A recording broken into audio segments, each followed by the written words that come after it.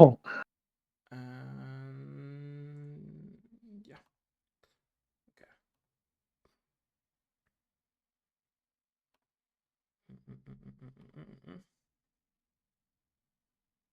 Okay. Oh, let me open up my chat as well. And let me check if it's working. Okay. Somehow I cannot hear myself. Oh, okay.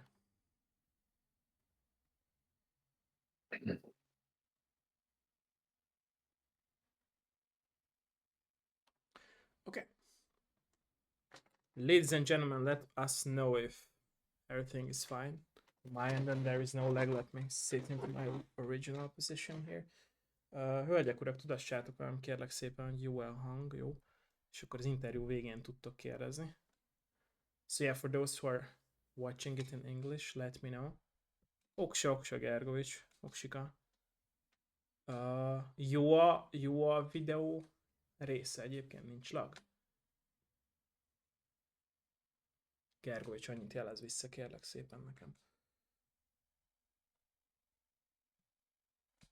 Hölgyek, urak, jelezzetek nekem vissza, hogy nincs a lag. Sorry, egyébként mindenkitől majd kicsit ilyen ütődött, kótyagos fejem van, azért vagyok belassulva. Minden pacek? Jó, szuper. Okay, so they're saying that on my end everything is fine. Can you hear me well as well? Yeah, all good. Okay. Let me know if we can start. Sure, let's go. Okay, welcome everyone in my very new episode of Dev Live Show. I'm here today joined with my guest Robin, who is the developer, main creator of Pinnacle Point. And I'm very thankful and very honored that you joined us today. And like I'm always saying, let's start with a little bit of introduction. So please introduce yourself for us. Yeah, sure. So I'm Robin Shen. I make games as ready-to-run games. And I'm working on a brand new game called Pinnacle Point. I just recently started professional game development. I've been doing this for a long time, like as a hobby, but about 7 months ago, I went solo dev, and I'm gonna give this a shot to the best of my ability. Okay, so when I'm doing these shows of mine, I'm always interested for the first time to hear that what was the first contact with video games of my guests. So what is your story for that? What was your first contact with video games, if you remember that? So that's first video game. Let me think. Oh yeah, okay. So my story started with an Atari. I didn't actually own one. Some kids on the street had one, and I didn't know what video games are. And one day, just playing around, they showed it to me, and it was actually a really old game called Frogs and Flies. It was called. I don't know if you guys know it. I think I do. Yeah, I think I do. It's like a really old one, but let me just. I think I have a video of it here somewhere. Okay. Yeah, this is the one. You remember this? Anybody played this before? Yeah, I do. Yeah. Yeah, so the cool thing about this game was that it is incredibly fun to play. It's quite interactive, and two players play at once. Basically, all you have to do. I see. And all you have to do is you have to catch those flies that are coming. But seeing this as a kid, I was, I think, like 7 or 8 or something. This like seriously blew my mind, and I was a little bit hooked by all of this. And yeah, so I think that was like 20 years ago. So I must say it's been a hell of a ride. You were always playing video games, by the way, throughout your life? Like, it was always a passion for you to continue loving video games? Yeah, so like after this game, like it completely ignited a passion, and I actually got a console very late in life. Maybe like I had to scrape by 3 years with playing at friend's house. And I think the fact that I didn't have access to it made it like a much more powerful passion of mine, that I always wanted to work on games somehow, or at least play them. I see. And much later, I actually got an NES, but in Eastern Europe, we had something like an NES clone. So it was really awkward, some Chinese Russian cooperation. And I had some really awesome games where, compared to the Atari, it completely blew my mind. Like gameplay wise, there was this Nintendo World Cup, but we had like, I don't know, some bootleg version of it, which included even more moves. And this was like, for those who don't know, it's like a soccer game where you can like fight the opponents and stuff. I have a small video of it here. So the gameplay in this one is like soccer combined with like fighting, and it was also multiplayer. This was like something that also I I spent hours with this thing and learned all the moves, and it is just something that stuck with me. I see. But very soon after this, so this is like still the NES era. Um, there was there was the first time I ever got in contact with a narrative game. And actually, narrative games are the one that became my passion later in life. For me, the first narrative game, which is not even really a narrative game, but the next best thing, was this intro sequence from Ninja Gaiden 3. Okay. And you remember this? It was like this anime cutscene in an NES console, like this. This was like watching a movie. No, like Yeah. True. Yeah. so this was something that when I saw this one, I knew that okay, this is something else. So this is something that is a fun way to spend your time. I see. Do you think, by the way, for you, it was always important to like respect the old school era games? That is actually something for me that came later in life. I actually got really into modern gaming and modern great graphics, and for a long while I was super passionate just about graphics and 3D graphics and I all see. that stuff. So that was something I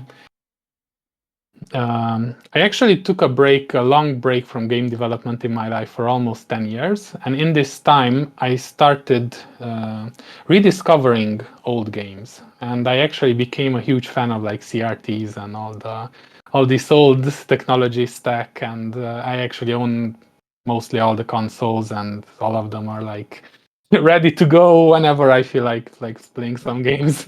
That's nice. Okay. So, and as from loving video games as a player, when was the time when you first realized that okay, I would like to not just play games but develop games as well? Well, that was in I think ninth grade in our school system. I see. I was like maybe 14 or 15 or something, and we just started programming in school. And I I saw that I really like software development a lot. I see. I started enjoying it in school, and we used something. I don't know if you guys use something like that as well. It was called Pascal. Yeah. It's like this Yeah. really ancient Yeah. language. And I took it home. I had a pretty awesome PC back then, and just browsing some old demo scene stuff, I kind of saw some code that could initialize something called the mode 13H. Now, this is very technical right here, but mode 13H in Pascal meant that you got a direct access to the frame buffer, and you could do like all these cool effects and graphics, like, and I'm not talking about like text-based stuff, but literally the full frame buffer effects. You could do 3D if you wanted. There was a whole bunch you could do. And I wanted to make an RPG in Pascal, and I got very far. I got as far as I even had the engine and the level editor done. And actually, that's when catastrophe came. And back then, my hard drive died. Oh, And I that's was not like, good. yeah, that's not good at all. So basically, everything I ever done in high school is gone. I see. So that's like a lesson to everybody. Like you really need to take backup seriously. But nowadays, most people know that already. True. Wasn't there any company that like restored backups and saved I data from mean, hard drive? listen, this was like the 90s. I was like a 14-year-old kid. Oh, okay. And my choice was get a new hard drive from warranty by giving the old one back, or not having a hard drive and hoping that we recover the data. I see. So unfortunately, I took the latter. So I see. Okay. sorry, the former. I see. Yeah. So I gave back the hard drive and I got a brand new one. So I got my computer working again. I see. Okay, so and from that point of your life, you like always was on the road of making games, or were there times when you like switched to another job or doing something other in your life? Well, actually, when I finished school, the final year of school, there was this huge competition in actually Hungary of all places that took like international students. And what was very different is you could make any kind of software product you wanted, I see. and you could present it, and it was actually a real competition. And Okay, that's I went with a game there, I see. and I came out second place. I never won, but but it was like an amazing experience. And I went there with my game, and all my peers were like really into it. That holy crap, you made a game! Like this is so awesome. And that was kind of the bug that was enough. And then after when I went to college, like I did like software bachelor degree or something. I never really finished, but I did 4 years. There I started doing game development as a freelancer for a year, and that's where I made my first commercial game, which was like a 3D hangman game, which sounds really silly like this now, but to me it was so much money that I could buy a PlayStation 2. Okay, And unfortunately, there I switched to business software I see. I see. because as a student, there was like way more interest, and everybody was like, oh, you know how to do databases and stuff. So I went into that, and honestly, I don't regret it. I learned a real lot, but I almost 10 years I didn't do game development anymore. I see. And what made you switch from business software development to game development again? So did you miss Again, it or? okay. Yes. So basically, I made myself a career in software I see. as an analyst, as a let's business person. I participated in a lot of startups, so I took this career very seriously and I see. honestly got it very far. And in the last 4 years, I started in my free time doing some game jams, I trying see. out. The love kind of started coming back, and I was like, even though I'm really good at my job, and that's one warning to everybody: be careful what you become good at, because you're gonna have to do it. And the fact that I was working with like really wonderful people, like Norwegian company Ethos and Invite, they were like awesome people, and that makes it even harder for you to switch back. But this bug kept gnawing at me that hey, I really like to do games, and I feel it. I have it in me that I have to make at least one commercial game, but hopefully more. I see. So I kind of planned it for 4 years by doing this game jam stuff, tiny games, see if I have it in me to still develop something that's playable. And in the end, I mean, I saved up a little bit of money, I paid off my debts and stuff like that. And when the time was right, I pulled the trigger. And that happened to be this year. I see. Okay. And were your, by the way, family and close friends supportive about your decision that you are into video games and you are into making games as well as you know, not just a hobby now, but as a regular daily job? That's an interesting topic because like people are super supportive, especially if like let's say you proved yourself that you can hold down a job and do all that. People are super supportive initially, but as soon as they see that you are very serious about this, as soon as they see that this is actually taking a toll both on your mental health, and it's a hard endeavor. I mean, making games, I think it's one of the hardest thing a programmer can do, and maybe an artist and all these other professions as well, but definitely for a programmer, I feel like it's incredibly hard. And as soon as like family and my wife started seeing that I'm starting to be more and more serious about it, I'm starting to get a following, I'm starting to have the kinds of stress that are not just about making the game, but like keeping up a community, talking to people, learning to talk about your game, and all this is like really taking a toll. And it you can't compare it to working other jobs where you like okay, you do a great job, you do work 8 hours, 10 hours, whatever you have to do, but then kind of you come home and you feel like doing something else. Here it's kind of staying with you and you're rummaging through it and trying to figure things out, and there's a lot, and in your free time you read books and in your work time you work. So that's when they started being a little worried about all this. And to be honest, I think my family kind of was hoping that this is like a phase, like maybe a midlife crisis, like maybe it's like a sabbatical year or something like that. But once they saw how much time I put into this and effort, they were started, okay, maybe this guy like really wants to switch his career. So as soon as that drops, obviously knowing that financially it's not as stable as like working in business or software as a service and those kind of areas, people start worrying a little bit about our financial well-being as well. So I completely understand that. However, on top of all this, I have a wonderful wife who supports me in this endeavor as well. So little bit reluctant lately, but she's trying to be as supportive as she can. But I know it's a tough life if you go down this road. Yeah, true, true. Was it scary, by the way, to take the first step on this road of switching? Yes, it was especially scary because the life I kind of created for myself was very comfortable and pretty nice. The people I worked with were amazing people. So there's like that is the hardest, because if you have a shitty job and you work with shitty people, or you simply don't get paid enough and all this stuff, then you go like, screw it, I'll just go, I'll just switch. But when you see that, okay, this is like giving me a stable lifestyle, and it's actually you have a work-life balance and all this, it's that much harder to switch. But I don't know, sometimes, I mean, if we look at it as an art form, or however you want to look at game development, I don't want to call myself an artist or anything, but maybe something like that. You feel like you don't have the option of not doing this at least once in your life.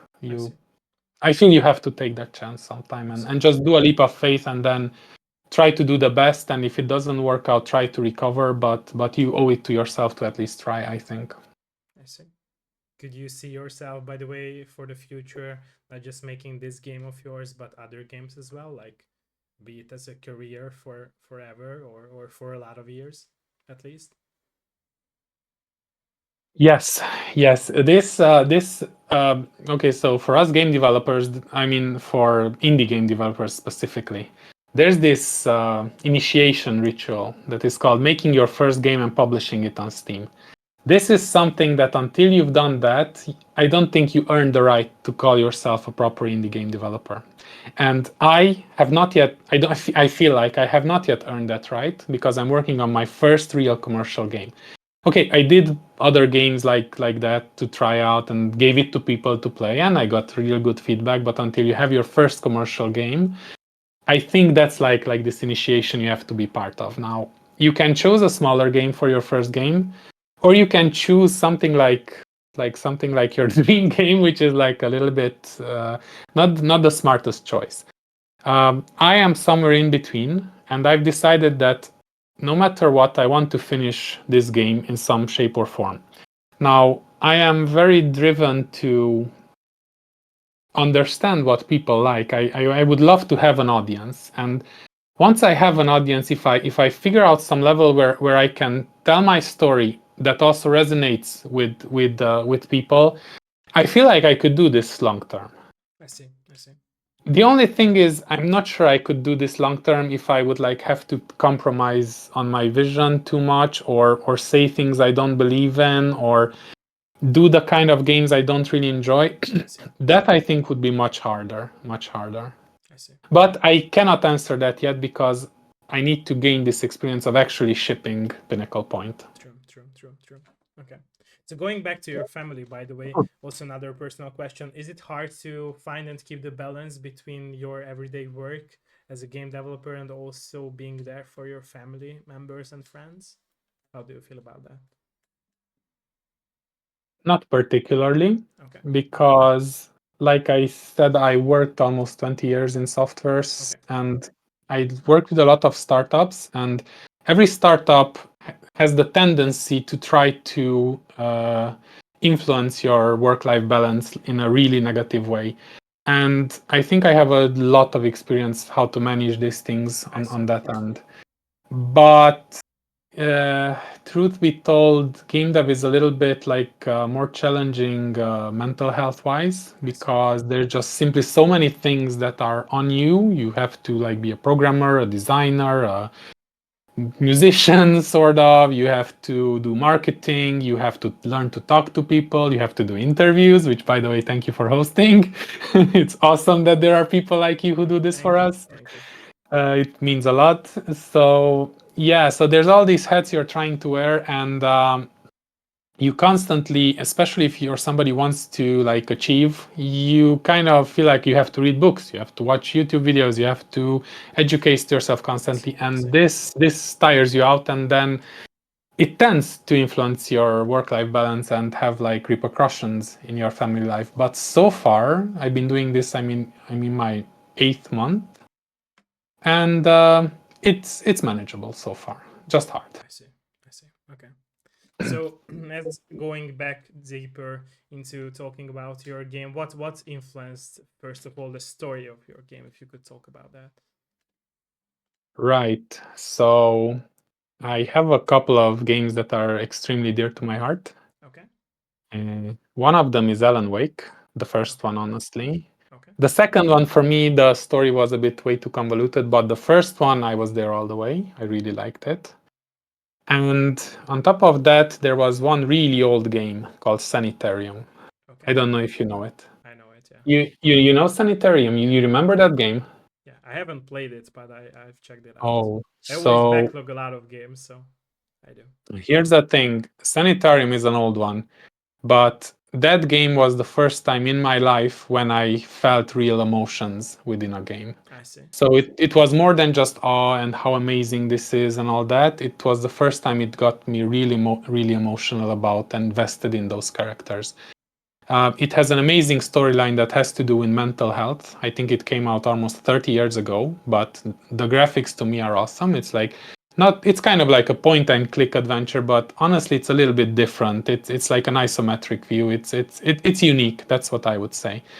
And the story is like this really creepy and everything. So this kind of creepiness, not the gore, not the direct horror, but these kind of like creepy vibes and telling like an adult story and playing on emotions and really serious stuff like mental health, these are the kinds of things that motivate me, because this is what I seen in the games I love most. I see.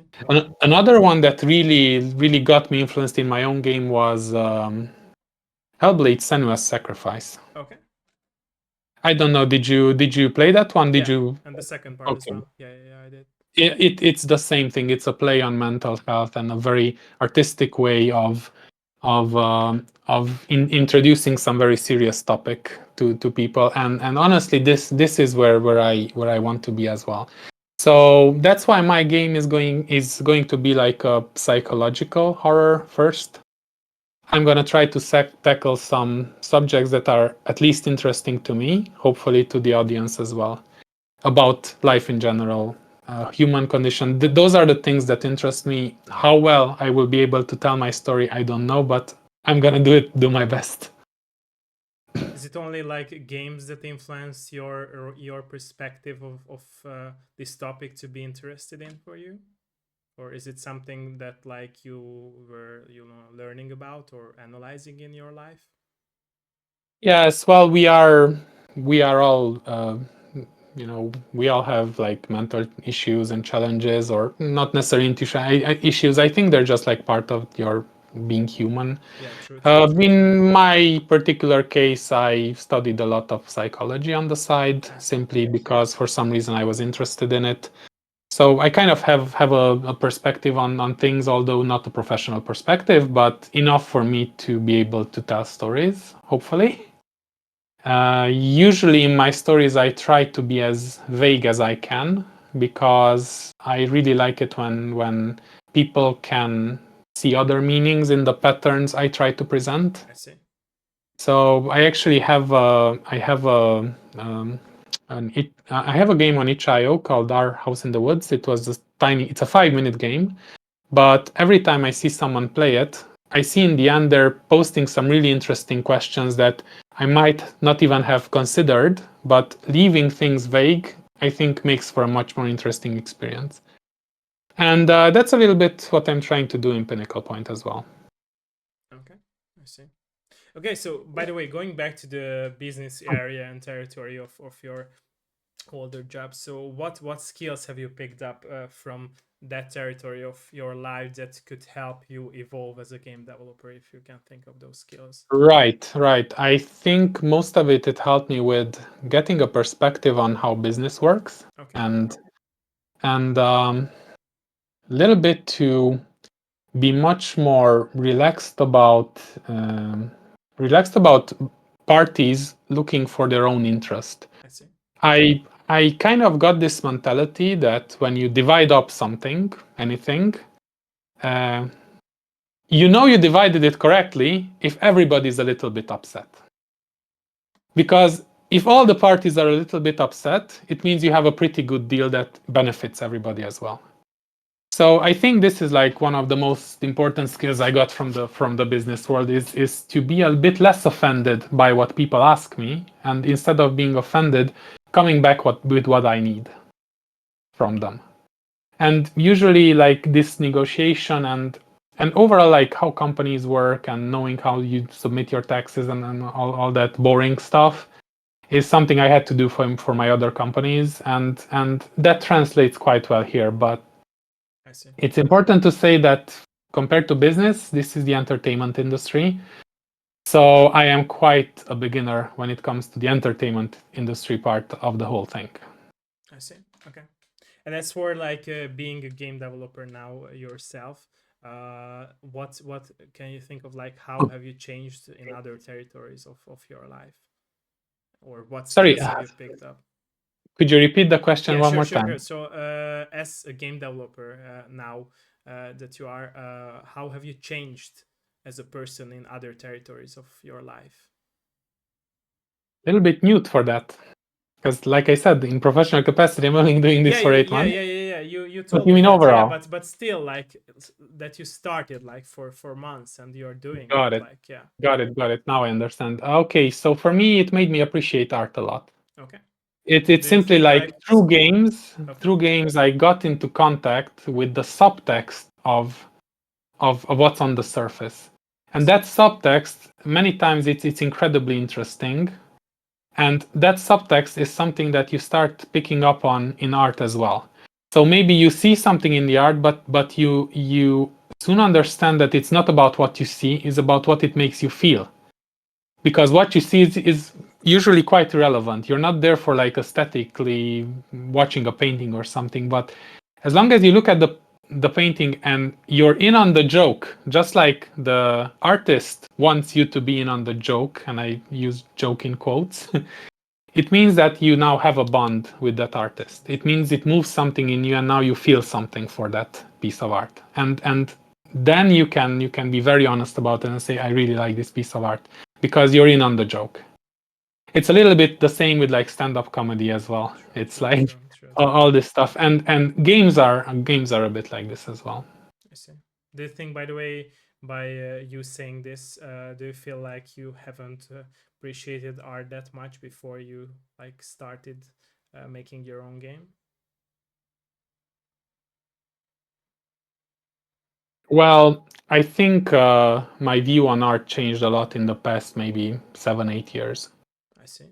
I think something like that. It kind of started ruminating with games. It started growing this appreciation, and honestly, I kept saying to myself, "Man, I wish I could do something like it. Man, I wish I could say like that thing to be inside with someone else, so both our souls feel the same thing." That started getting there, and then I went to myself, okay, I need to express myself somehow, and or at least I need to try.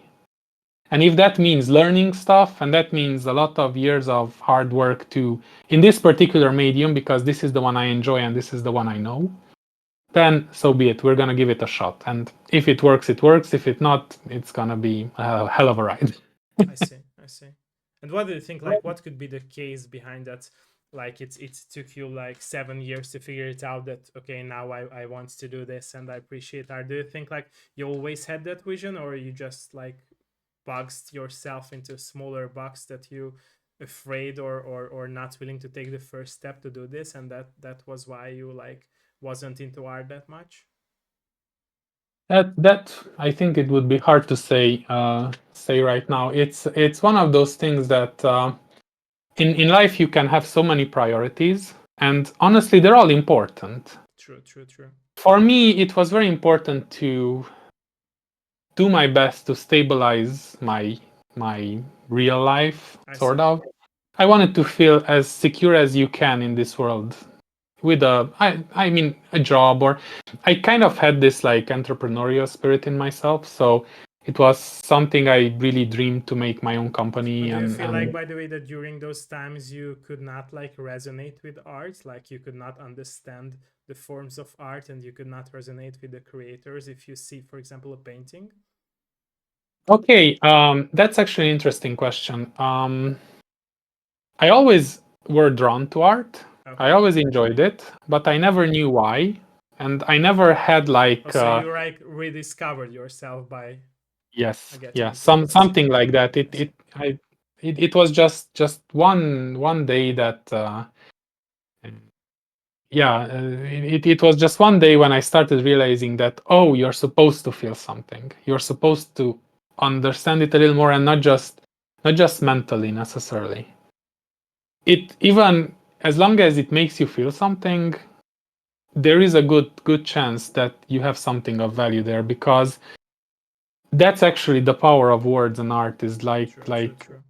it transmits something, a feeling to the other person, something that you cannot transmit any other way. True.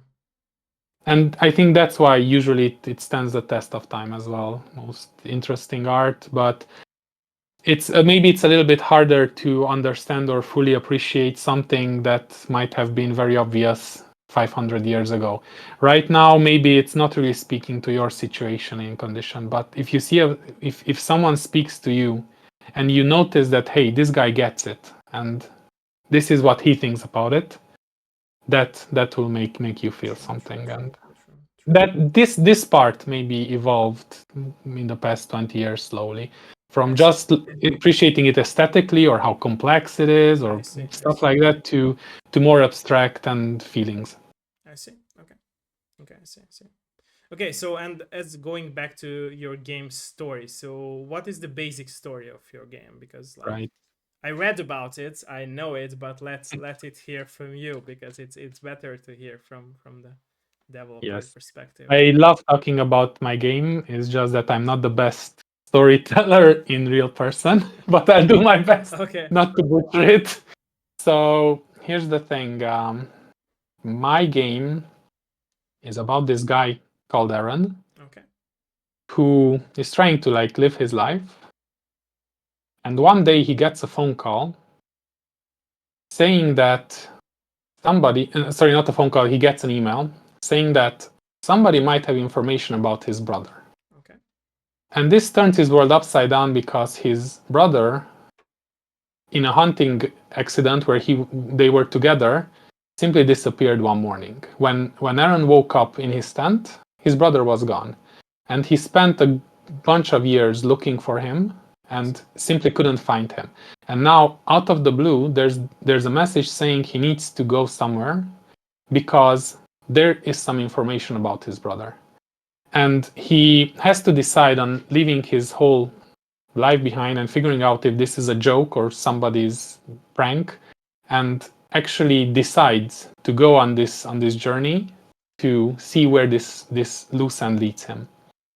Okay. And this he goes to this like motel at the end of the world somewhere in a small town, and he gets a phone call from this mysterious guy that says, hey, you're if you want to know more about your brother, you have to board a boat and you have to come to this island where we're doing something to test subjects, and you're going to participate as a test subject in this experiment that you don't know anything about. And this is where he needs to make a choice if he wants to go into this huge unknown further. I see. And when he presses this guy about, hey, is my brother alive? What are we doing here? He doesn't get a straight answer. So this is like the premise of the game. I see. Okay. By the way, have you played Shades Wrath of Angels? Because it has like a very similar story. Oh my god, no. You This should, is you like should, you should. By the way, you should. all I right, will I'll show you after definitely our check it intro. out.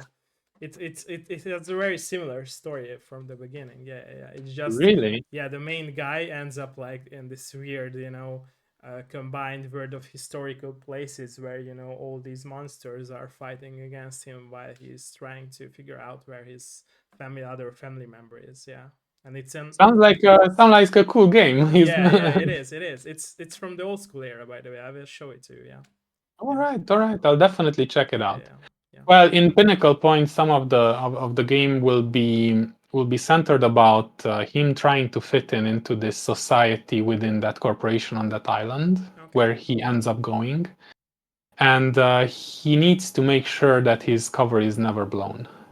So he needs to participate like a willing somebody and still try to piece together what exactly happened many years ago. okay. By the way, do you think like so? I always say this that a lot of creators are like when they are making either a game or a form of art, they are like willing to put their inner self and experiences stored. Is it true for yourself as well with this story that you are trying to find somebody in your life and figure it out what happened in your life? Honestly, I never thought about it like that. Okay, I never thought about it. It was just a story that kind of came to me. It's a little bit. I'm very close to my brother, of course, but the events in the game definitely there do we not are. reflect. See. Yeah, he's probably watching as well. He's probably writing stuff here. So yes, I. But other than that, that pretty much just gave me an idea of this brotherly bond and try to I explore see. that a I little see. bit within the medium of a game. But other than that, no, it has no resemblance to real events from Okay. my life like that. Other than what the protagonist will go through, what he feels while trying to tackle the unknown. That is very personal. I see. Okay. Okay.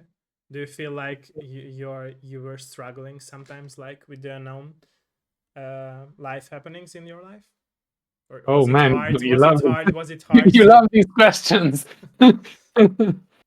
um, I I don't know if a lot of people are, but we as some of us, maybe me, like to think that we can control things in life, Okay. and we go to great lengths trying to map out all the bad things that can happen to us, so we avoid them. And Like in usually, I forward, think, like in forward, sorry. like in forward that you map out in forward everything that could happen to you, and you feel more safe. You saying that? Something like that. Like whatever you do, you try to think of the consequences and I see. think it through. And this could lead you to a lot of anxiety because many times you just have to wait and see, and you have to see where life actually takes you, and you're gonna have to deal with the difficult times when they come. You cannot really plan out everything. I see. And but this for some people is not very natural to think like that. I see. So that might be true to me as well a little bit. I see. Okay. Okay. Or a lot, Is it the depending on business? who knows me. Is it the business territory that helped you develop this perspective for your life, by the way? Or No, was it way no. before that you started working? Um, I think this is an ongoing process, honestly. Okay. It's just that the more you get in touch with how other people perceive things in life, because you're like maybe more open to this and listening to others, you get maybe better insights. But even if you like someone else's approach to life, maybe it's not that easy to adapt that for yourself.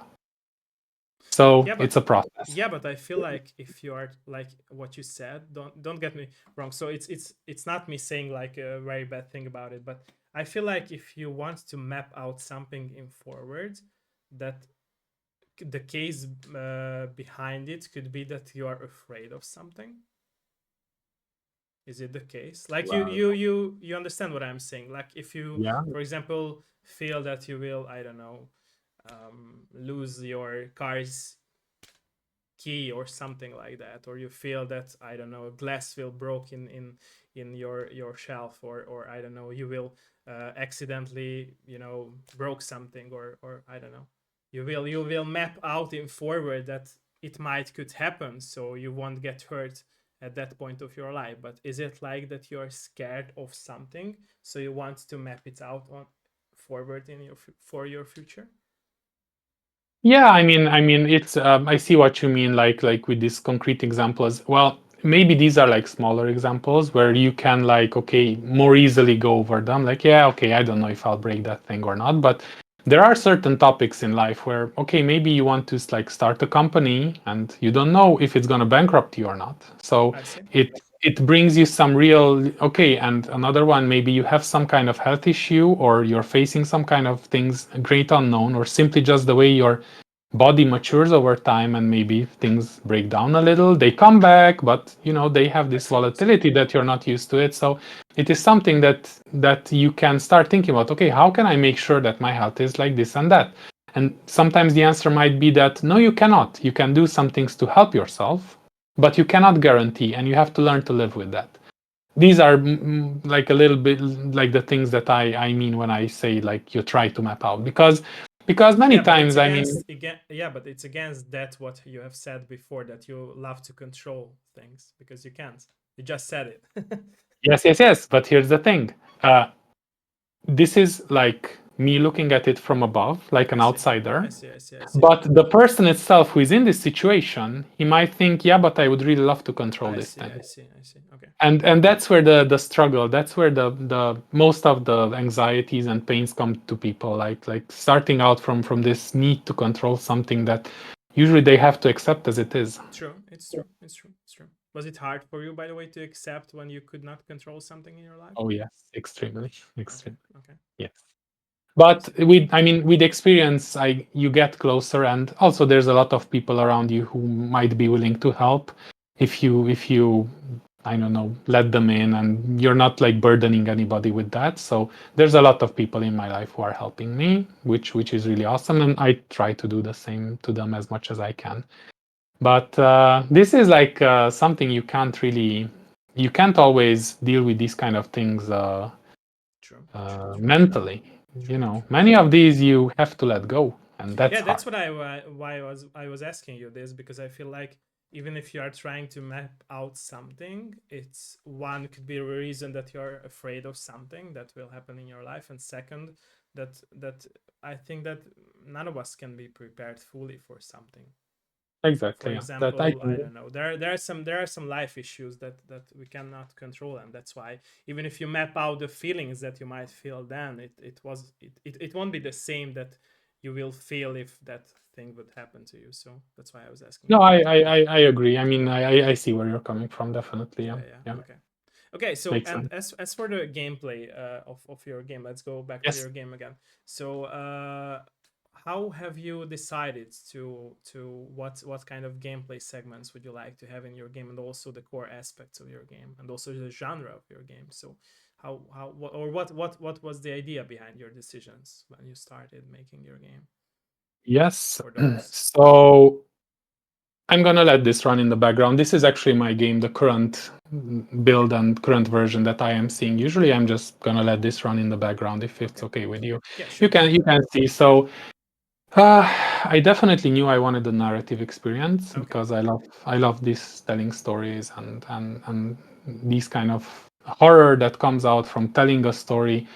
And the most important thing for me is environmental storytelling. I really want everything in the game to make sense that why that TV is there, or why certain things are there, and I don't want things that would break this immersion. I don't want to put things that are filler that do not really make sense. I see.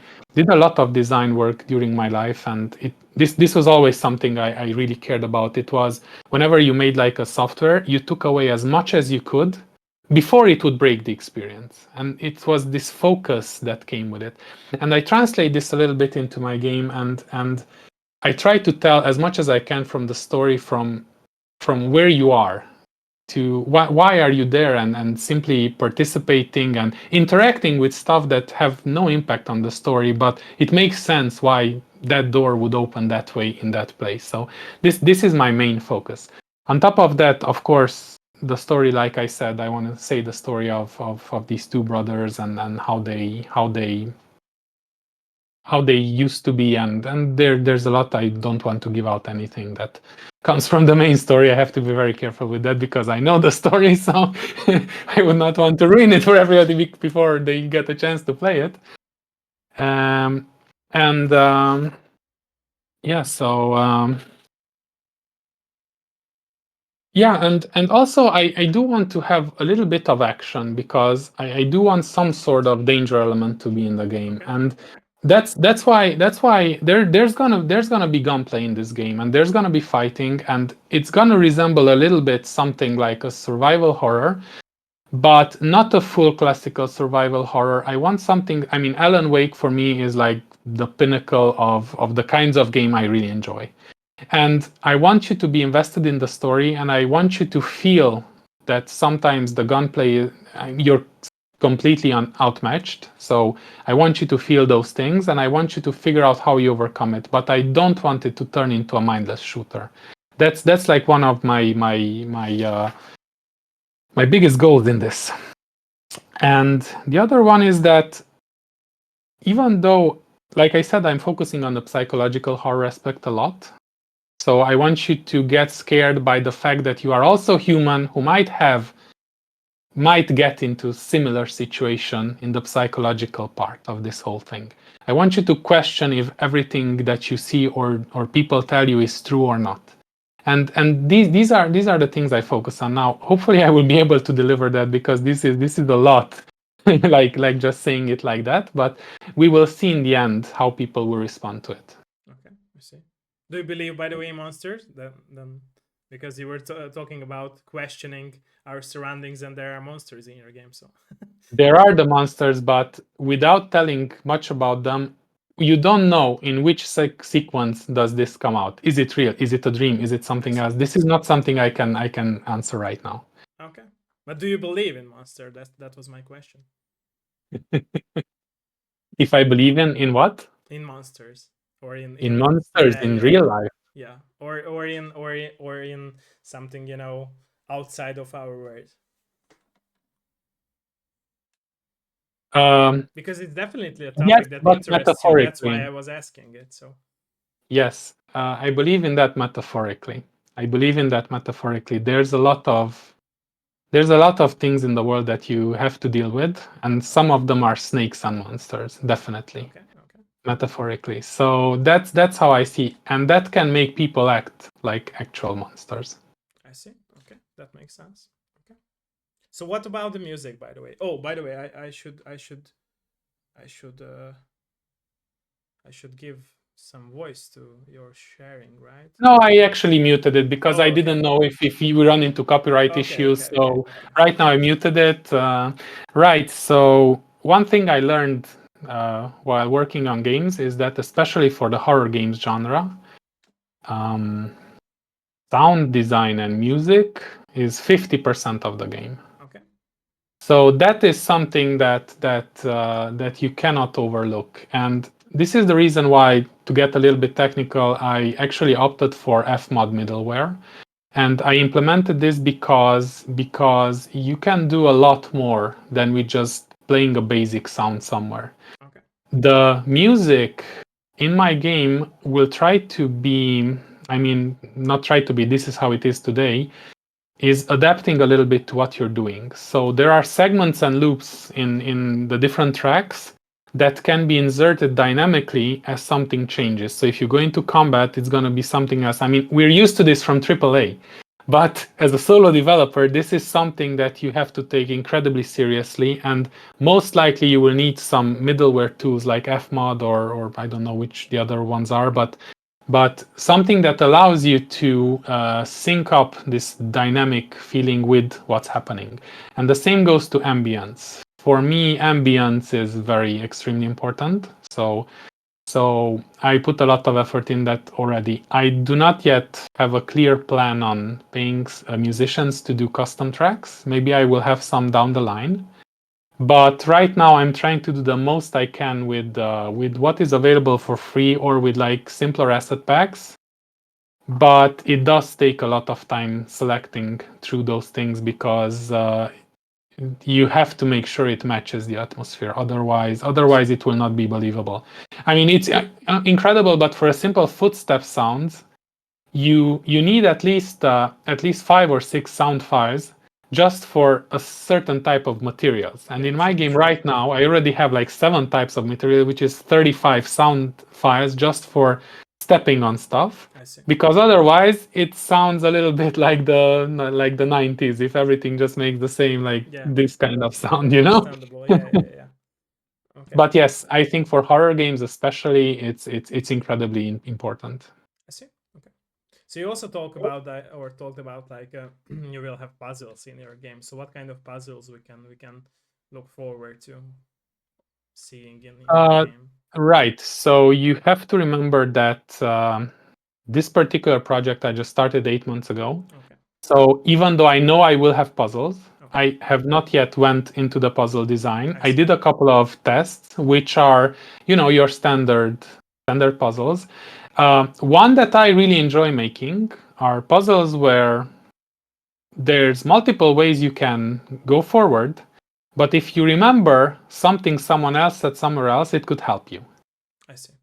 Now this I already implemented a couple of times, and honestly, I gave it to people to try it out, and I got some mixed reviews because not everybody remembers. Some people are rushing, so it's one of those things that at least in my game, I probably mentioned it before, but I'm really interested in having to have an audience that enjoys it. So that's why I am testing a lot and refining a lot of these systems, and that's where I am at today. I see. Okay. Do you believe, by the way, because you told it a lot of times that it's important to you to have an audience, and by them you will refine and remake also your game. But do you believe that it's also important for you to even stick to your vision as well? So not just listen to the players and your audience, but also like to stick your own vision. So find the middle ground. Whether I think I know where you're getting at. Okay, yeah, because I like think I you understand. always will, change the game for everyone. That it No won't be way, your no, no, game. no, So it's yeah. no, no, no, no, no. Tell me your favorite movie. Uh, it's a hard question. Give me one that you really enjoyed. Shoo, it's a very hard question. Okay. From the past 10 years, it might be Joker. Okay, Joker. I don't know who made the movie, who was the director, but I mean, you probably like that movie a lot for a reason. There's something in that movie that really speaks to you, right? Yes. Now, think of it from the perspective of the producer. He had a story to tell, or the director. I don't really know the movie roles that well, but let's call him the director of the whole project, okay? The one who comes up with the idea. So he had something he wanted to express, and what he did differently to all the other indies or smaller ones is that he found a way to express his vision through a medium or a form that someone like you might really enjoy. True. So he didn't compromise on his vision. That's not the idea, because if that would have been, he would have just made like another, I don't know, some sort of action movie that nobody cares about, you know? True. Sorry. Because monetarily that might have True. brought in the most money. But no, he kept his vision and he looked who would be my audience, who would enjoy the kind of story I want to tell. Okay. And once he identified that, he adapted his story Oh, so so the delivery that's how you matches are yours. saying it. Okay. Yes, I see. that's definitely how I see this. So definitely not the kind that I'm taking votes on what would be the coolest thing to do, and then I just Okay. I shovel it in the misunderstood game, it. and there you go. Okay. I got you. Yeah. I think that's something that I actually feel even game developers. Some people are like very like purists and go like, you cannot think like that. That's like committee thinking. I mean, you have But to, like I said, you have to stick to your vision, right? So right, but figuring out who your vision is meant for and your vision has to be meant for something, because otherwise it's just something you want to like say in the wind, you know. But usually you have to talk to somebody, and whoever you talk to, you can make sure you talk to them, not just not, you know, you might not even be able to express what you want if you choose the wrong form, you know.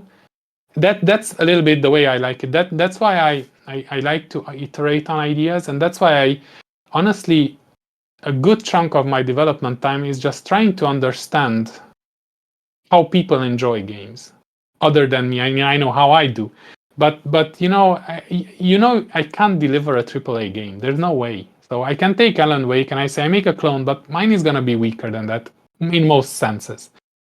But I can still say the story I want to say, and that might add something to the world. True. Yeah, I understand that. Okay. Okay.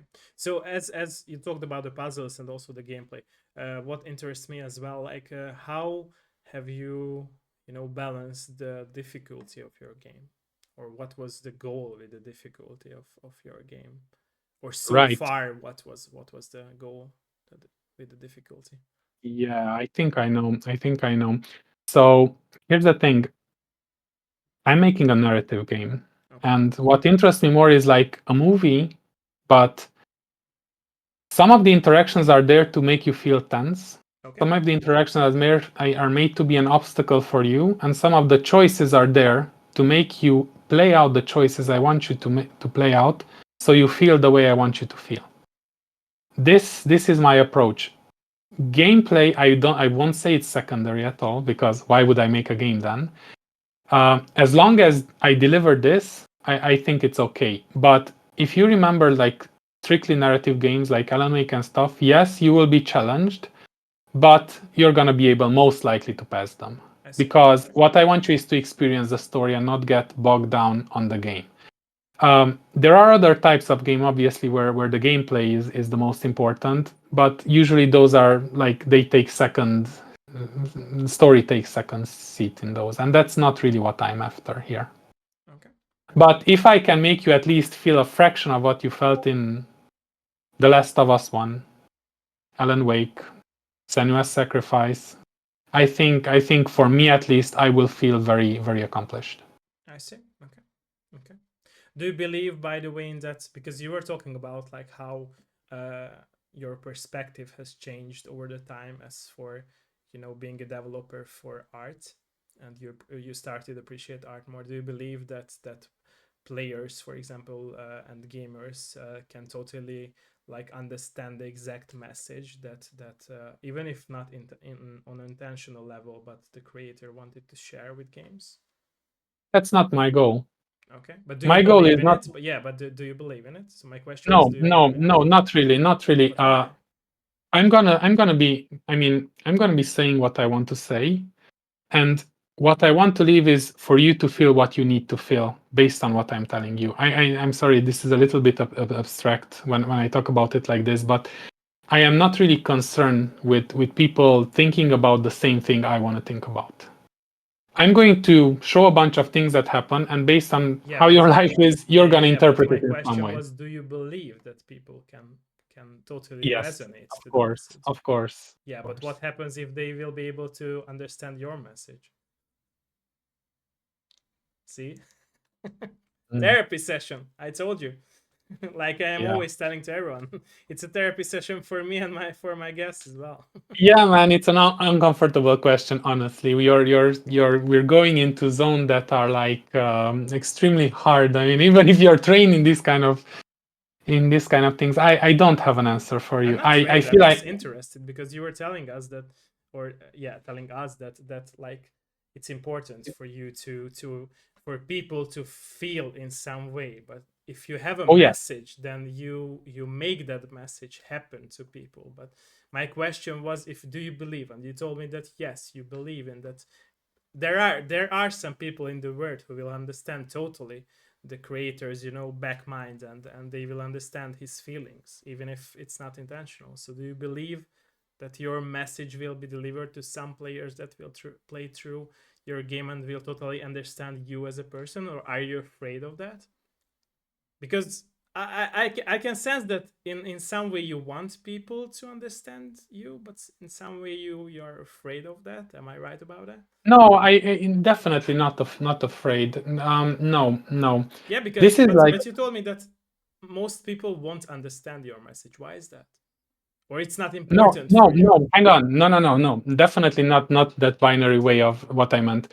So most people, no, there is no most people. I would feel it would be great if some people maybe get the message, but I don't think I'm gonna put in like a specific message. Like this is what you need to feel at the end.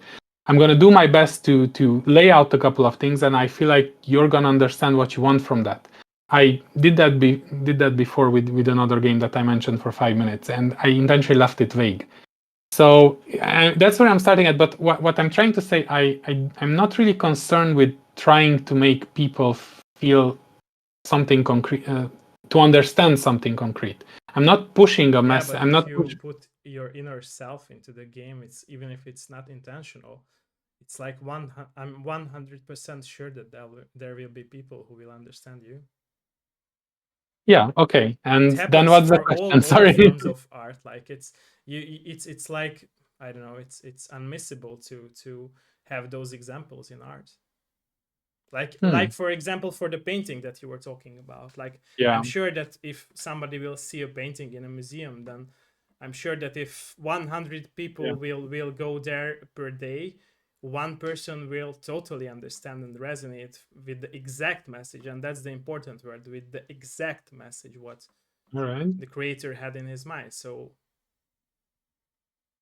yeah. Yeah, but I'm sorry, I still don't follow. You're asking me if how would that make me feel if No, someone I gets my ask you message? at the first place. I ask you if do you believe in that creators, if they have a message like you as well, you have a message.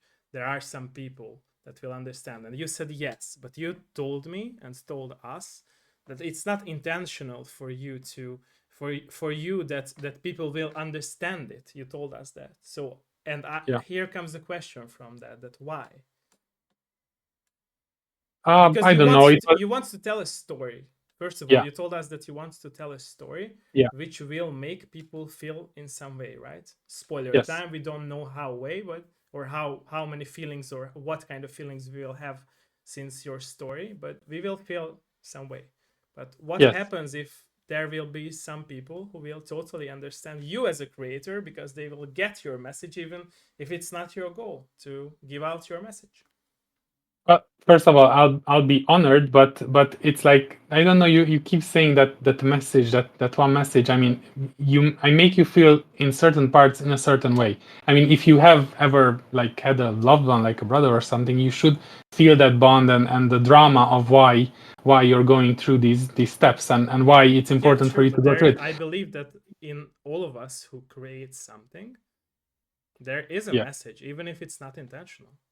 Like Yeah. if you're So what making you're saying is something, like, even if it's like you're making a bread for your loved ones, it will be yeah. like, you know, if you're angry at them, it will be messed up. If you love them, it will be a very nice slice of bread with made with butter. So it comes to when it comes to games as well, it's the similar form that if you, for example, I don't know, got fired, then even if it's not intentional, you will put that message that you got fired somehow into your game. So Hmm. that's why I was asking that the core main message, that do you believe that people will get it, at least one of them? For example, if I don't know, 1,000 or 10,000 people will buy it, do you believe that one person or at least 10 people will get the exact message, that even if it's not intentional, that's the important thing, that from you Yeah. to I them? mean, I guess. Okay. I guess. And that was, I was asking before, that are you afraid that they will get it, or do you want them to get it? Because I'm not sure Well, right now, because like it's there um, is like a difference what you are saying now, because I feel like that you are somehow afraid that you get emotionally touched by some people who will get your message. But why? That was I was asking yeah, before. but that's an unknown. I don't know.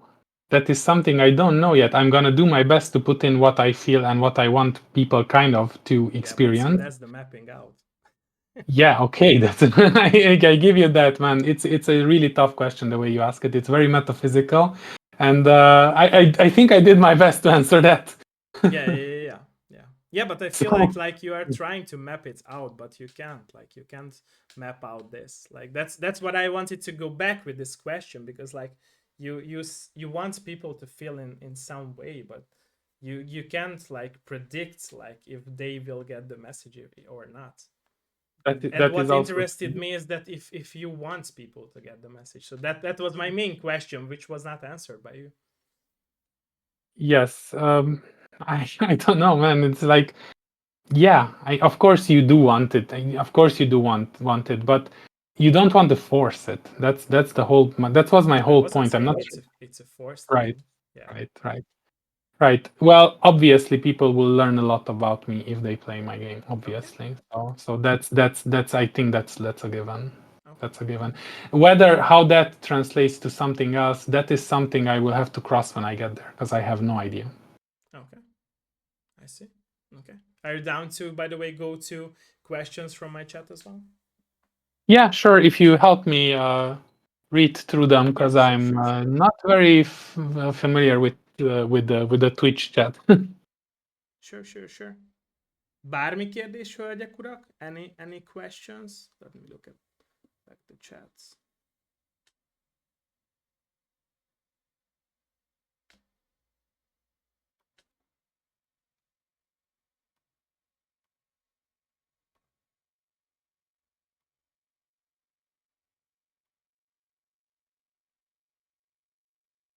Yeah, I know, joking. I know. My OBS is tuning down my voice a little bit. I'm not sure why. Thank you for letting me know, Jokey, by the way. Thank you.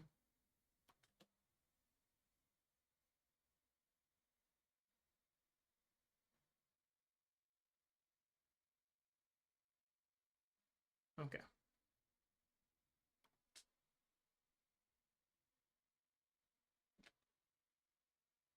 Is the gameplay public or exclusive? All Is the right. question. So here's the thing. Um, it's not yet. I'm really shooting for like a proper demo in March in the next Steam Next Fest, because I definitely won't get there in this October Next Fest.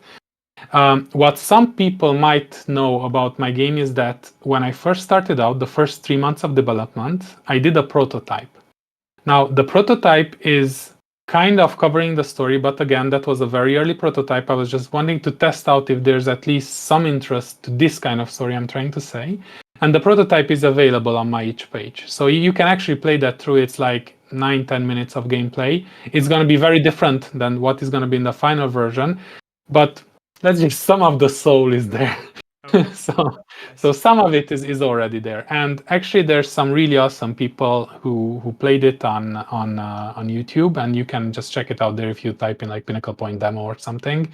Like Polar Bear did an awesome playthrough. I think he's a really nice guy, and there were others who tried out my games, and it was a very positive experience. So yes, the demo, the original prototype is available. Please don't forget to send the link of the demo into updates channel, because Gotcha. some of my community members are asking for that. Yeah, definitely. I'll do that right now. I'll shoot you a link. But again, be You can mindful post that it the. you can post in the updates channel at my Discord. Oh, Very okay, easily. gotcha. Yeah. I'll do that. So yeah, here it is so far, and of course I shoot a link to the actual, and I'll post it to Thank Discord you as for that. well. Thank you. Okay. Any more questions? Bár más kérdés, hölgyek, urak?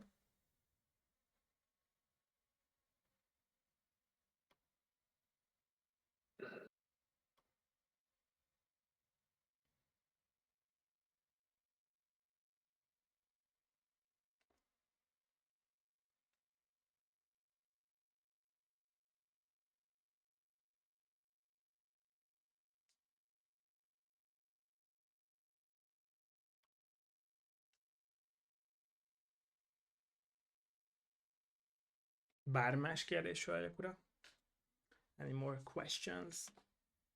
By the way, I have more questions. So before Yeah, we go feel free. into other questions, so are you planning to release your game for consoles as well, or just PC? Um, So consoles is like a really big dream of mine Okay. to get to consoles sometime. Right now, it's not in the pipeline. The only thing I would mention is that this game will primarily be meant for the Steam Deck. I see. So I know that's a PC port, but like controller and Steam Deck is the primary way to play it. You can play it with mouse and keyboard, of course, I see. but that's what, because it's already a console sort of in your hand, the Steam Deck. So I kind of enjoy that thing. Okay. I see. I But see. later down the line, I don't know. We're very early for a console port yet. If it does well, obviously I'm gonna try. I see. And what is the release date planned or goal for you? Is it like next year I'll- or 2 years more or what's the plan? When I started, I thought it was gonna be this summer. Okay.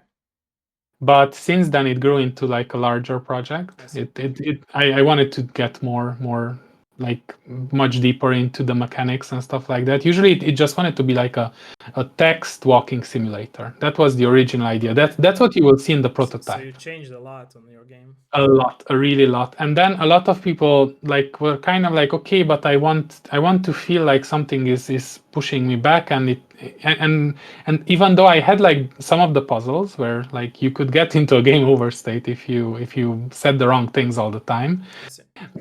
but yeah, a lot changed. So that's hopefully I'm really hoping next year, because I can't support myself forever from savings. But I really hope I'm gonna have something next year. Definitely, I want to participate in the next fest in March with a proper demo. And based on that, if we go down the publisher route, or if we continue, or if we run a campaign or something, we will know a lot more. Then all depends on the reception, I think.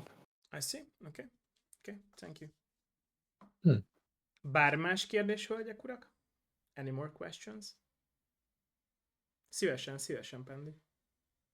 Yeah, of course, yeah. It's but the prototype was a WebGL game, so you can actually play it from your browser. You don't have to download it.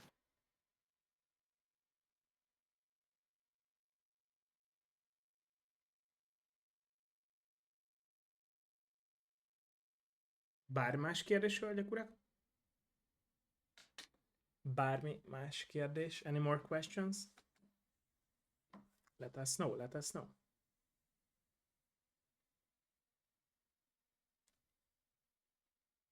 Would you rather, by the way, go with the publisher route that you were talking about, or would you publish it by yourself?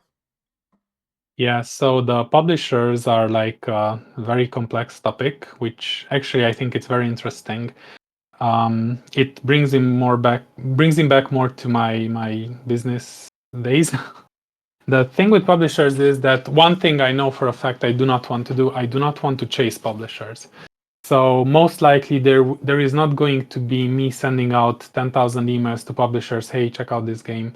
What I am focused instead is to see reaction from people, and I know if I can get a reaction for people, publishers will appear, because I think that's the best way to show that any product you ever do has like a real value in the world, is that people, it gets people excited.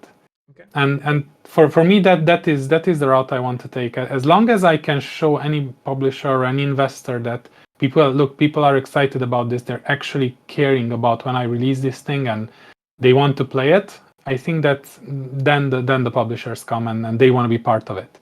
I see. The only thing is like I kind of see a lot of people getting like I don't know, maybe getting bad deals from publishers. I do see that a lot. And I do see a lot of people being very upset about this. So to me, I always feel like, yeah, you have to speak, you have to be very clear on what you want, whether you want funding up front, or do you want just marketing, or do you want like support later on. And whatever you do, you have to like put these in your contract. You have to be really mindful about that contract, and you have to specify not just what the publisher wants from you, but what you want from them. And you have to have like these milestones, not just for yourself, because the publisher will say, okay, here's some money, and these are the milestones. If you miss the milestones, no money. And the same way, you have to be able, okay, here are the milestones for your marketing campaign. You have to reach this and this and this milestone. Otherwise, you forfeit this or that. True. So you have to be like very business oriented when it comes to that, or at least talk to a lawyer and try somebody to negotiate on your behalf, because there are a lot of deals out there, and honestly, I really feel for people who get screwed. I don't think anybody should get screwed, because it's gonna make a crappy product, you know. But Yeah, but some people do publish, not have the choice, right? So some I people know.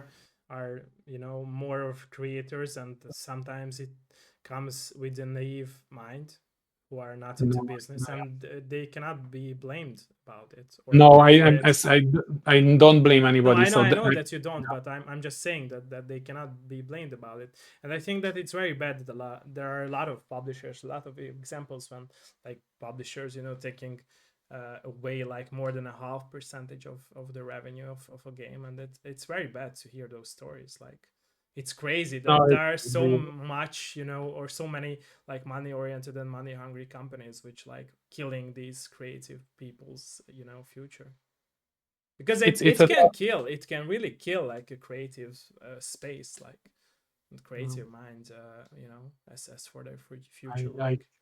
completely understand what you mean, and it's I understand it's a very tough question, but everything about game dev is tough, and what I'm trying to kind of say is that this part as well, you don't have the luxury of not taking it just as seriously as all the other hats you have to wear, because that way you won't be able, you won't get to do what you love down the line. That's true.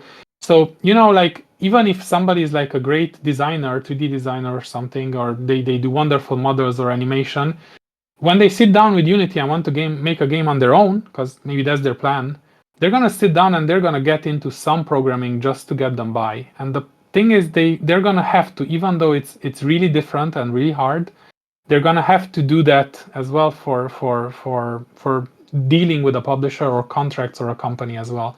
It's Even true. though I don't particularly enjoy that part, but also I like to have that problem that more publishers are interested in me and wanting Yeah, but the to work with problem, me.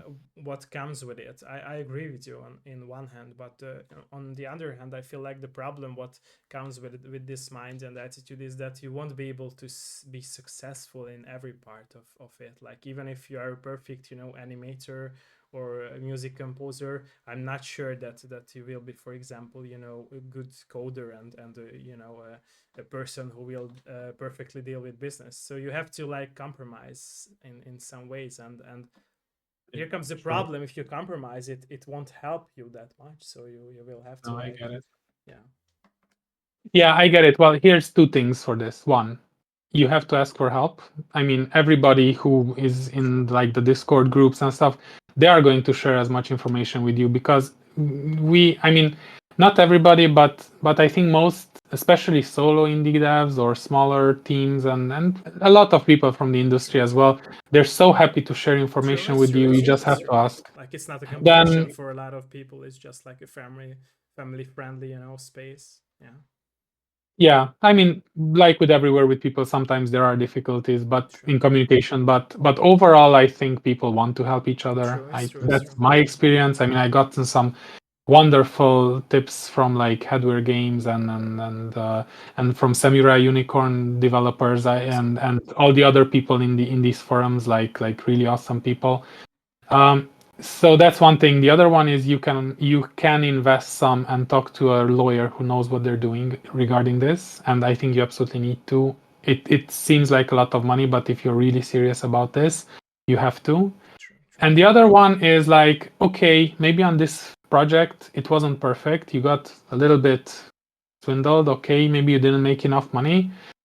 But then again, you got to make what you want, and you learned a lot. So then you move on. Like, listen, I once founded a company, right? We wanted to do this awesome product, and we had that really awesome product, but we never really tested the market. We knew people need this, but we didn't anticipate the unwillingness to learn something new from all these companies who would have had to buy our product. Whoever sat down and learned it, they were like super happy and they paid up front for years and stuff. But overall, we lost a lot of money because of this thing. So we could have sat down and gone like, oh my God, this is like completely breaking us, but it didn't break us. It was an experience, and I'm still grateful for the experience because, okay, I learned what not to do, but I also learned a lot of things what I should do.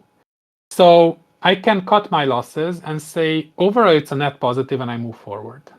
And I wish a lot more people would at least try to take this approach. I understand it's tough, and I understand that for some people it's like a life or death situation. But overall, in most business or professional life, you have to position yourself before when things are good as best as you can, so you kind of have a buffer when bad things happen. Like, there's this book called like FU Money. I don't know if you heard about it. Okay, basically it's a financial book, but it tells you that you make the kind of buffer in life, no matter what job you have, in order that if one day you feel like saying F you to your boss, you say F you to your boss, and you have a buffer of 6 months to find another job. If you, when things are better, do your best to make this buffer for yourself, then you can survive these hardships. And even though you got taken, it sucks, but you learned a lot. Next time you won't get taken so easily. And the other option is to really get depressed about it and feel really bad for a long time. And I want people not to feel bad, at least not when tackling business. I see. Okay. Is this perspective, by the way, that you always had, like even when you were younger, or No, you developed this it came from a through your lot of work? failure, man. What? Sorry. No, this came from a lot of failure, a lot of trial and error. I tried out a lot of things. I started companies. I had partners. I worked a lot with startups, and I've seen it happen to a lot of people. I mean, we were working perfectly 2 years for a startup, doing our absolute best, and then it fell apart. So these are things that happen. In my own company, we worked 6 years and invested all our savings into it, and it fell apart. And you get up and you move. You keep moving, and you're thankful that, one, it didn't completely destroy you, and two, you learned so much that no book could teach you that. So even though I'm not advocating for taking unnecessary risk or crazy risk, as long as you think things through and take some risk, I think that's gonna teach you a lot, even if you fail. But you must educate yourself in not being afraid to fail, even in this horrible situation where I really feel for these people, because I know how much of their soul they put into these games. It's not just the time like any other job. It's like they took a lot. If somebody has a game on Steam, man, I go like, man, I know what you did to get there, and I respect that. I don't need everybody else to necessarily understand, but we who are game developers or are in games, we know how tough it is. So yeah, that's not to be afraid of failure that much. I think that's a skill you have to learn yourself. I wasn't born with this. I was afraid at the beginning, just like everybody else, and still am, of course. But I kind of learned to manage it and see what the levels of exposures I can accept, and still be okay if it fails, but not so safe as in I wouldn't have to care of what the outcome is. So I have skin in the game. I can get burned real bad, but most likely it's not going to completely kill me. That's a little bit how I approach these kind of things. And the other thing may be like, okay, since we're like talking business here, always specify for yourself what you need from any partnership. You have to know what you need. Say what you need. They're not going to accept, but you say what you need, and at least that's going to get you to a pretty good deal then, because they know that, okay, you're serious and you know what you want. I see. Okay. Okay. Thank you for that. Okay. Okay. Let me know if there is any more question, by the way. Let me know. The boat scene with the music gives me a good vibe. Nice, nice, nice, nice. Oh, you have tried that. Yeah, Nice, yeah, you're vibing there. I know. nice, nice, nice, nice, Yeah, nice, in the demo, there's like this 1.5 minute scene, which is just pure 80s vibe music going. There's nothing happening. It's just nice, like nice, nice, a nice, relaxing atmosphere. nice. Okay.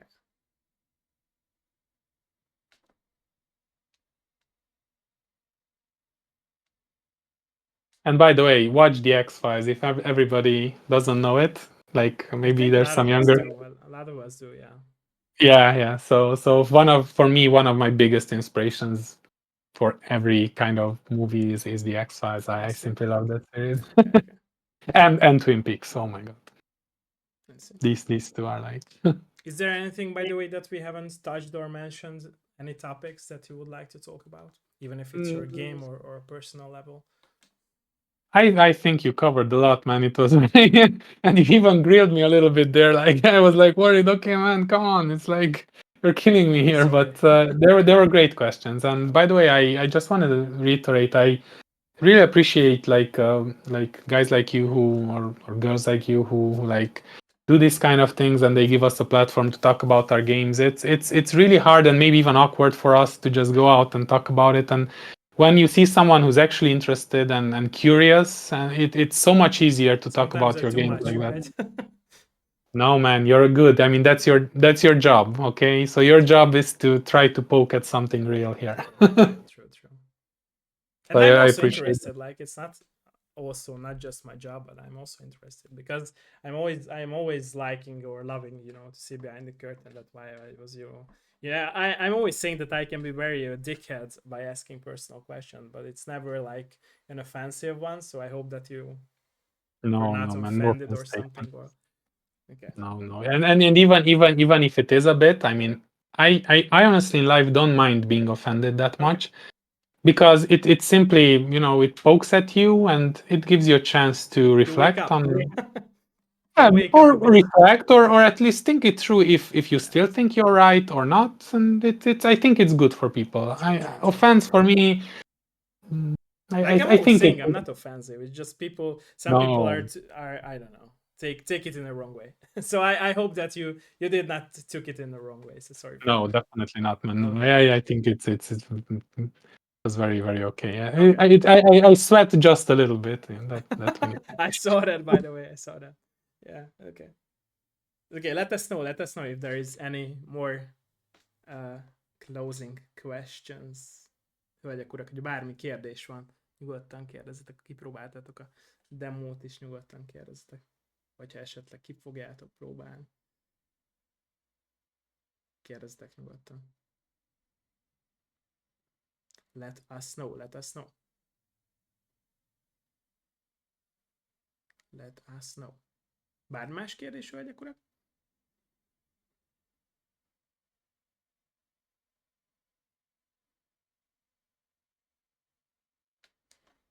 Do you have any, by the way, any more game ideas that you would like to make in the future? I know you are still developing this game of yours, but Yeah, I actually do. I actually do. There was a 4 years ago. I commissioned some art from a very talented pixel artist, okay.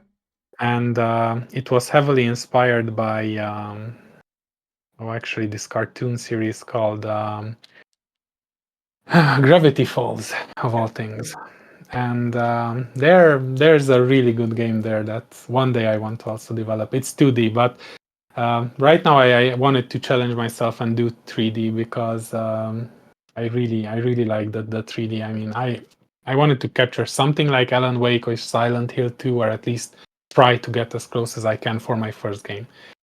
If this works out, my second game, I promise it will be even better. But for now, I'm giving it all into this. Okay. I see. I see. I see. I see. And if anybody wants to try out on my itch.io page, they're gonna see this game called Our House in the Woods. It literally takes 5 minutes. I have no. I mean, if you want, play it. If you don't. It's. I did this like 3 years ago. A lot of people liked it, so it's something that maybe makes you feel something. I would be curious. And if you do, just leave a comment, Okay. because we really love it when people interact with us.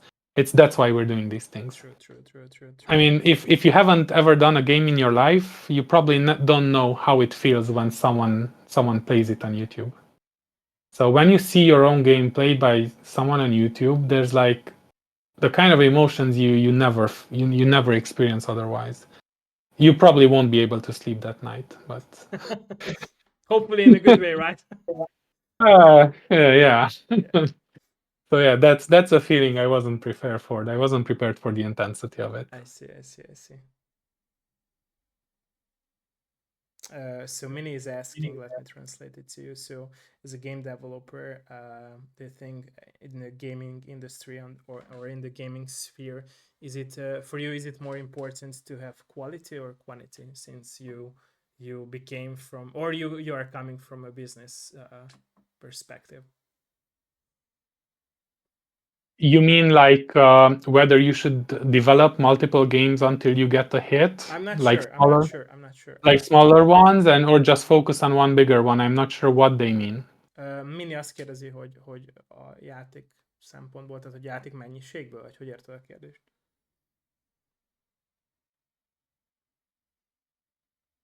Because there's like a lot of different answers to this. A játék hosszára gondolsz, Mini? Az a kérdésem visszafele a kérdésedre vonatkozóan, hogy írtad, hogy minőség vagy mennyiség, de mire érted a mennyiséget? Hány játékot ad ki egy fejlesztő, vagy hogy milyen hosszú a játék? So like when it comes to quality, do you mean like working on a really qualitative game, like your Magnus Opus for 5 years and releasing that, or like making a whole bunch of little games, like as in quantity to do it, to gain experience and then.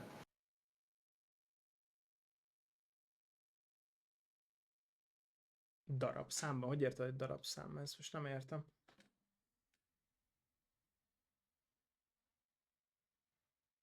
Ez fejtsd ki minél, ezt most nem értem hirtelen. Darabszámban, nem tudom, érted, hogy darabszámban.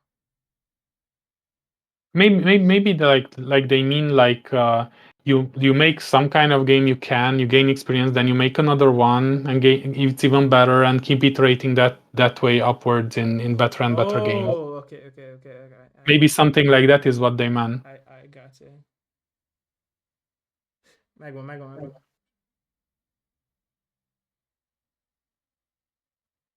Igen, értem, Mini.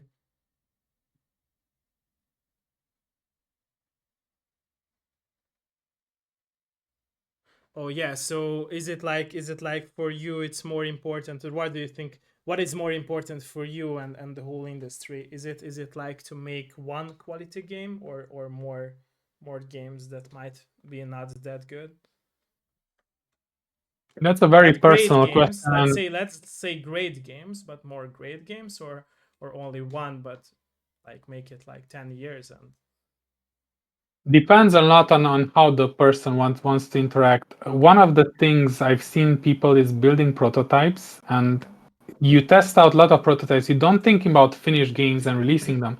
You make prototypes to gain experience. You try it out on people, and if one of your prototypes gets like real emotional response from people, and you know that because they want to comment it, they want to play it, they want to share it, they ask you about it, those are all signs that you might be onto something. And what I personally want to do is I want to take that idea and develop it further. So I wouldn't always think about whatever I'm building, this will definitely make it onto a store. No.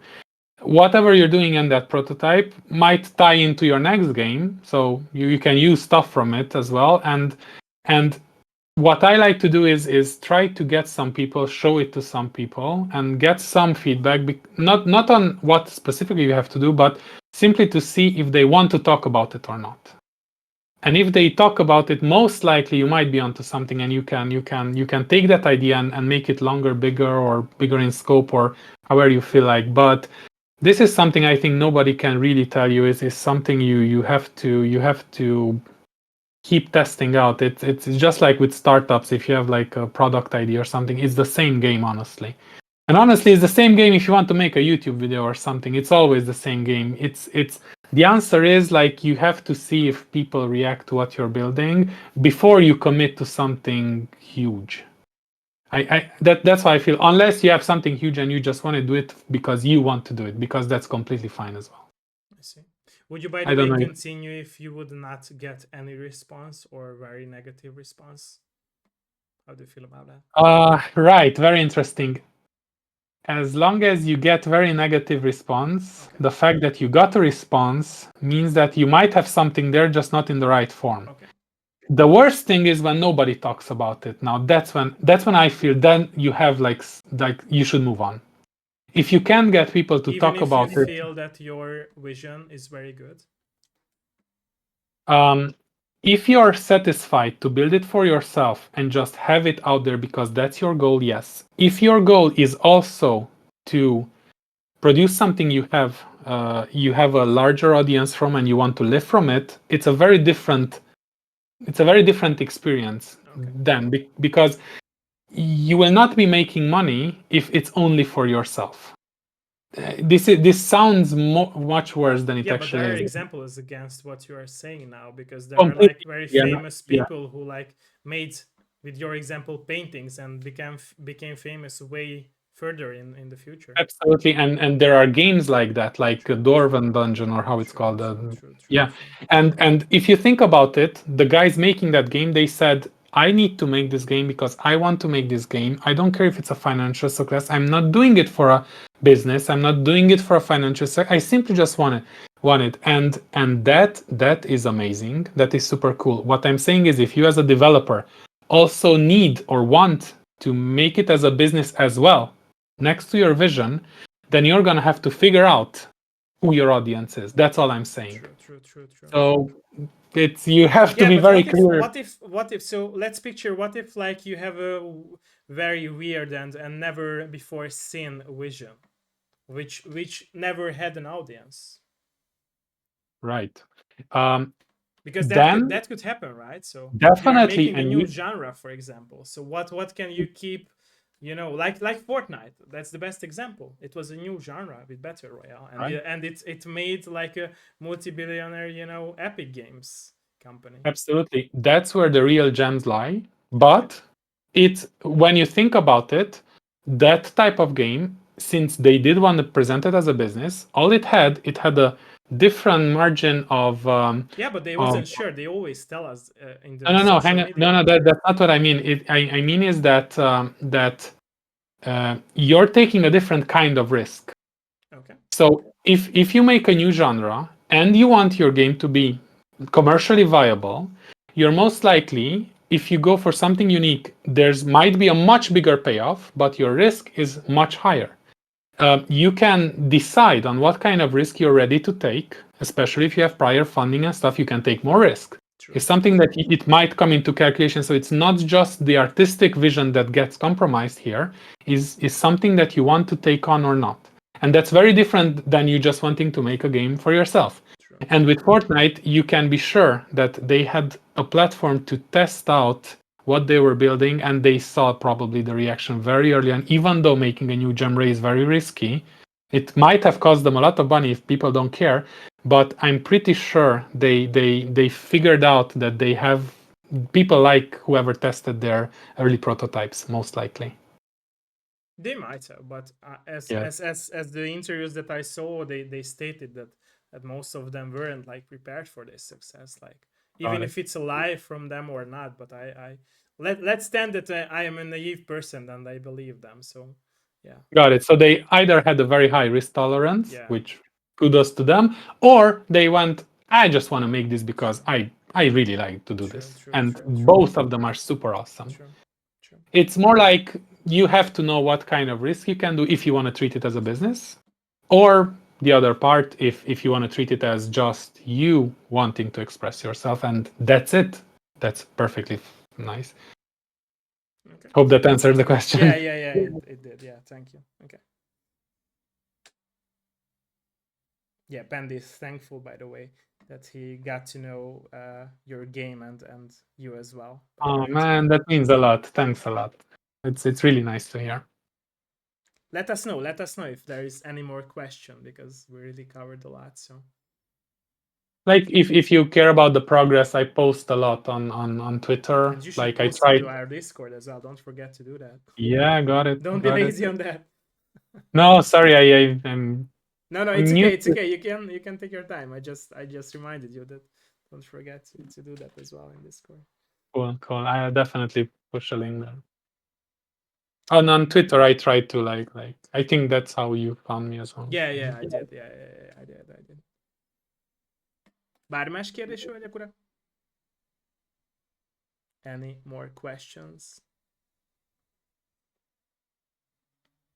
Is there, by the way, any other gameplay that you would like to show us? Because you showed us a lot of gameplays. You were prepared, so have you prepared anything to show, or any more gameplay that we haven't seen, or some exclusive footage or something? This is exclusive footage that I showed you because Okay. all I have is So a that couple was, of. but you did not answer my question before I asked it, whether was it exclusive or not. But it was. Thank you for that, then. Thank you. Terribly sorry. I wasn't No, like it's okay. I'm. It's okay. It's okay. I asked I'm too new many to questions. giving interviews. Honestly, it's like when you work in this business, nobody like people pay you, but they don't really care about who does it They and do what not they just ask you, want. right? They just Yeah, they just want the software to work and not okay. process the credit card, which is cool and all, but they don't really care So who's after behind it. our interview, you can tell people that a new skill that you have learned is giving interviews, right? Yeah, definitely. So, although for me, I'm like quite an introvert, it was very challenging to do this, but Thank you. it's just a medium that I'm happy to talk about. That's why maybe I'm a bit more relaxed after we went through the initial couple of questions. Okay, thank you. Yeah, but what you see is exclusive is honestly like compared to the prototype, I completely reworked like the rendering engine and the asset pipeline. It's like a lot of under the hood work that's been done and all the new game mechanics and stuff. So I see. not much more I'm willing to share at this time, but this is Thank you for that, by the way. actually new footage. Thank you. Okay. Let us know, ladies and gentlemen, if there is any more question. Let us know. Bár más kérdés?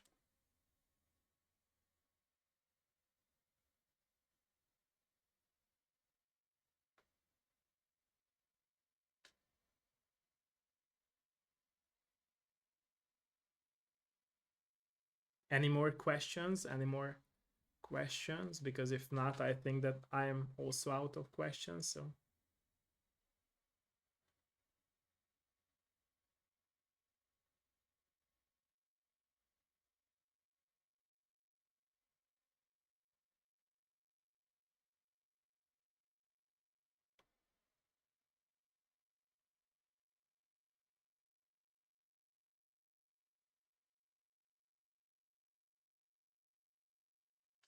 na, hölgyek, urak, bár más kérdés? Nincs.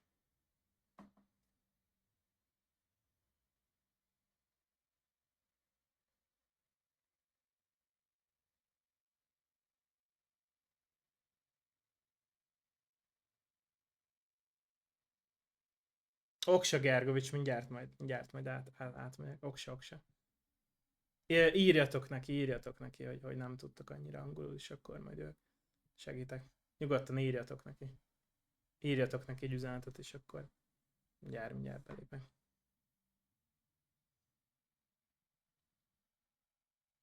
Okay, what would be your closing thoughts for your game and for everything that we have been talking about? By the way, I will need some of your minutes after our interview, so I will close down the stream and I will talk to you more. But yeah, what would be your closing? Well, my closing thoughts would be that first of all, I'm extremely grateful for any interest who I'm people are grateful showing too and in the honored that you game. have been Yes. here.